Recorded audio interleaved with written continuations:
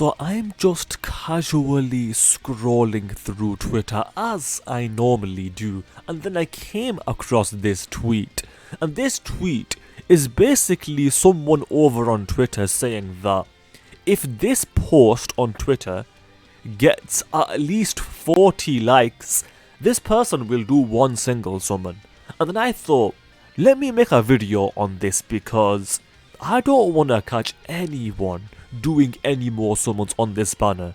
Now if you've already summoned on the banner, you can't change that at this point, but going forward, do not summon on this banner. Additionally, do not summon on the Omega Shinron banner, which will probably be coming on Friday.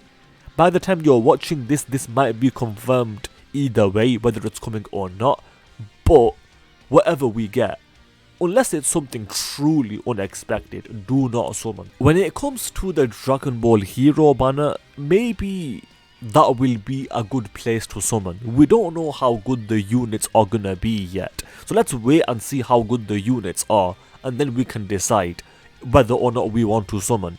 The boy Minato is asking the question, what do you want Limit Breaker Super Saiyan 4 Vegeta's kit to look like in Dokkan? Give him Rainbow Orb changing, give him support, give him guard, give him damage reduction, give him dodge, give him guaranteed crits, give him everything, because why not? It's Vegeta and why not? Obviously I'm exaggerating, but all I'm hoping for is that they make him good. Specifically, good outside of a hero's team. That is a huge thing to point out. Not only do I want him to be good, I want him to be good on a variety of different teams. That is the hope, but we'll see what they do. They might disappoint us, but we'll see. What is your favourite Dragon Ball final form?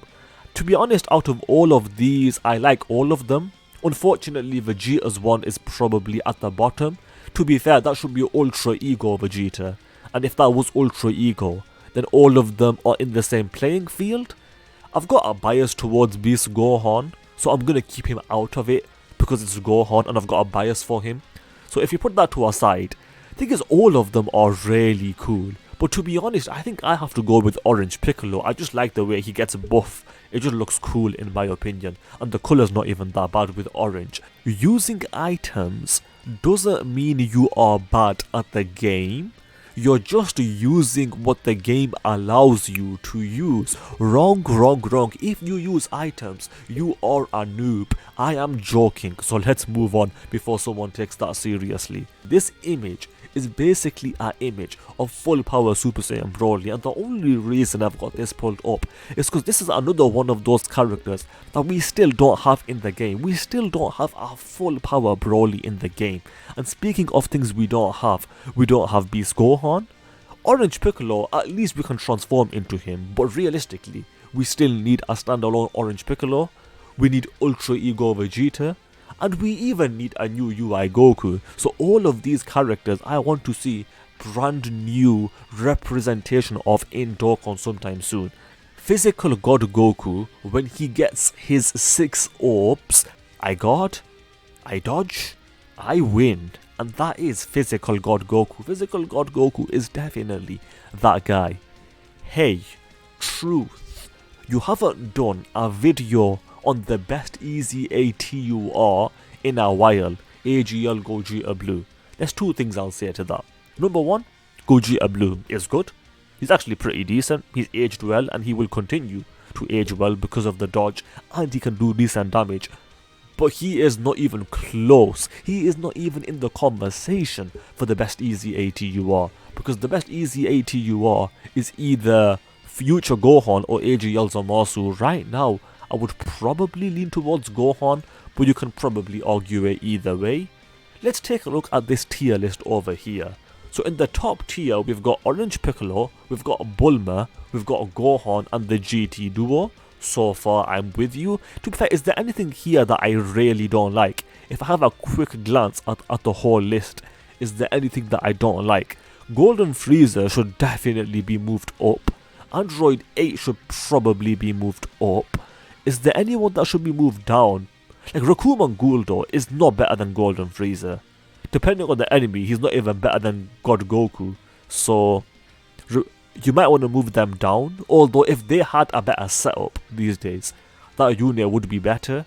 Chile, to be fair, can probably be moved up. Trunks maybe should be moved down, maybe. Nappa and Vegeta, they are still a brand new unit, so there is a recency bias with them. Maybe they'll be moved down, but for now I don't really have too strong of an opinion. Trunks and Vegeta are too high.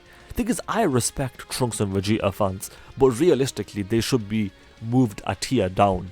I was gonna say as a minimum, but realistically Trunks and Vegeta are comfortably A tier, but certainly not S tier. VB, you can probably move them up, but I'll keep them there. Is there anything else that I really want to change that pops out to me? LR Kid Gohan can definitely be moved up. Like, swap Trunks with Gohan or something like that. Kale's not on that level, is she? If she had help, she would be, but she's not. I mean, I'll allow it. Let's move on. If you had to choose one of the units out of this, which one would you choose? Choose for what? I'm confused. This isn't really a good question. What are we choosing it for? Are you asking me to make one of these units good? If I could make any one of these units good, who would I make good? Probably Super Vegeta. Thing is, he is okay, but thing is, the only thing I would change with this guy is give him a scouter. Maybe he'd be too good, but I don't care. Just give him a scouter and he would... Thing is though, he probably would be too good, because then he would be ageless. Like, he wouldn't be able to age, most likely. So maybe that would be too good, but who cares? I mean, I can see why they would care, but at the same time, I don't know. Let's just move on. Yeah, whatever. Gamma 2 is actually still really good. He's good.